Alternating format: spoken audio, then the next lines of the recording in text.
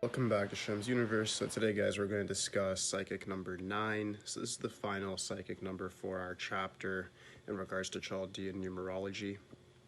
So psychic number 9 is for people that are born on the 9th, the 18th, the 27th of any month. This could be called psychic or nature number. In the Western numerology, we just call it simply our birth number. But it holds a lot more merit when it comes to Chaldean numerology. So this number is going to affect you from 1 to 35 a lot, more so than your life path, and then your name number affects you equally as your birth or psychic number. In regards to number 9, the only difference is that the number 9 is such a dominant, powerful number. It's the number of completion, number of fulfillment. It does affect you until the age of 45 versus 35. It actually has a longer effect, and it is very dominant throughout most of your life. So if you have the number 9 as a psychic number, you're going to carry more of its traits than your life path number traits for majority of your life. So that's very good, and it could be a bad thing as long as you know how to control it. It will be a good thing. If you don't, then it's going to be a bad thing. So number 9 is ruled by Mars, of course. Mars is like the core to martial arts. It's a red planet. It shows like a warrior holding a spear. It's a very, very powerful entity, showing that the people that are born under the 9th typically on any of these 9 numbers have no fear. They go where angels fear to go. They actually will walk right into war with a smile on their face. They do not back down from challenges or fights, whether that be domestically, economically, physically, spiritually, does not matter. Once it comes to a fight, they're really about it. They'll blank out and they will go directly into that said fight. They live for it. The career options for them, which is all 9s, 9, 18, 27, it will go as follows: military officers, lieutenants, commanders, fighters, any sort of athlete, and then just businesses. When it comes to like small talk, like things like sales and corporate jobs, stuff like that, I don't really recommend that for 9s. 9s really need to be in the action. They need to feel like they're at war. And anything that they do, if you are born under these numbers, you need to make sure that you feel like you're at war by doing things such as, even if you're going to get into like a commission-based job, treat each day like war. If you're going to get into sports, treat it like you have your team, which is your platoon. Treat that like war. If you're going to school, treat it like war. Get the best grades that you can. This is the way that you utilize number 9 to actually be of service to you, and not like something that's actually just going to work against you in the near future. So that's my best recommendation for that, is just actually utilizing it for proper ends. The lucky number of number 9 for all 9s is red. Lucky days is Tuesdays. And then you also have lucky dates, which would include like the 9th, 18th, 27th, and then 6 days is very good for you guys as well. Venus is good friends to Mars, so 6, 15, 24, those days are good. Opposition days is number 3. 3 is not really the best days for you guys, and also 8 and 7 days you got to watch out for. 3 days could be like whatever, it could be okay, depending on what the rest of your chart looks like, but 8 days, definitely not. Saturn's direct enemy to Mars, so 8, 17, 26 is a no-no. And also the numbers of 7, 16, 25 are definitely a no-no. So let's go more specific now. So I want to start getting into just the specific dates and how they differentiate. This is the only one where I actually have to say that like the careers, the good luck, all that stuff is just the same across the board. But there are some minor differences throughout if you're born the 9th, 18th, or the 27th. So let's get into that. So if you're born on the 9th, that's the most like purebred 9 you can be, of course. These people are natural commanders in their life, in their family, in their corporation, wherever they're at. They're going to take direct command. They're going to view themselves as a general.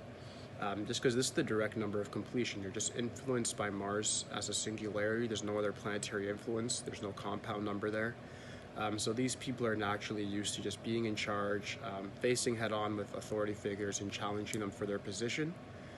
So that can lead to good and bad things. Of course, if you're somebody who's very competent and then you have a big ego and you're challenging people, that could be great. But if you don't, then that's not so great.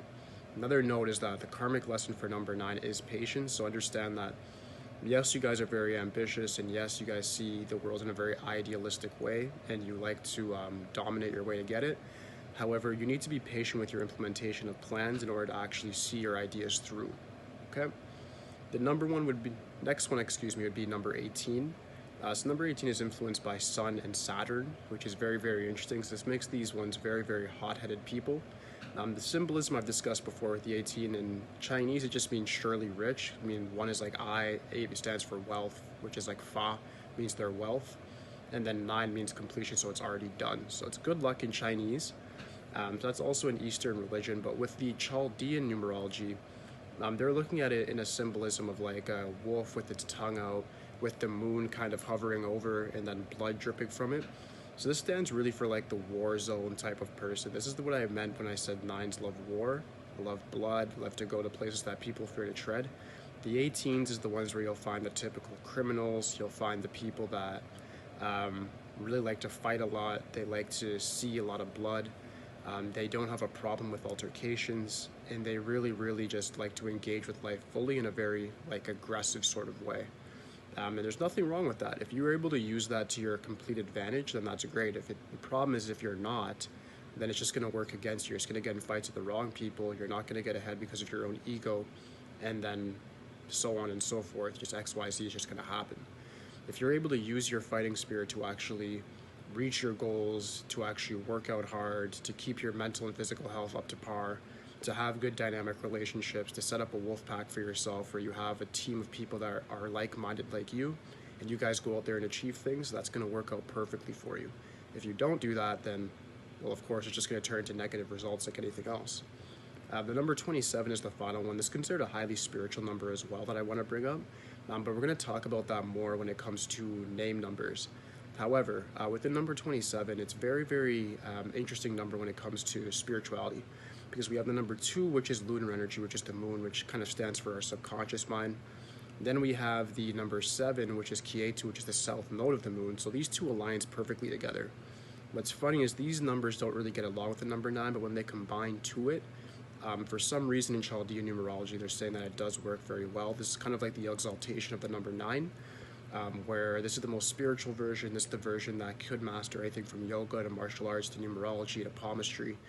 So those are also career options for specifically the number 27, where you guys would definitely excel at. You guys would definitely excel in business as well, law enforcement, all the other stuff that the other number 9s have, you have as well, except you just have more of a spiritual touch to you.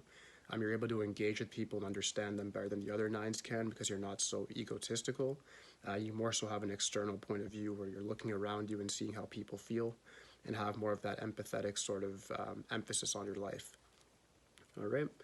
So my only other advice for number 9s and how to utilize the energy properly would be to maybe wear a lot of red, wear a ruby if you need better luck, if you feel afraid, garnet. Anything like that's going to really help you guys just with dominating your lives and feeling the inner power that you naturally have. And just reading up on different summaries on the number 9 to understand that you are a number of completion. You are all about completing tasks and getting them done and really living in the present moment and engaging others to be the best version of themselves. You guys have the traits of all the other numbers combined within you, so if you're able to understand that and utilize that properly by doing what I said in the video and also doing your own research, you'll be just fine. All right, so that does conclude the summary of the psychic number 9. If you guys do have any questions whatsoever, just please let me know in the comments. Aside from that, guys, please like, subscribe, holler. That's it for today, guys. Peace.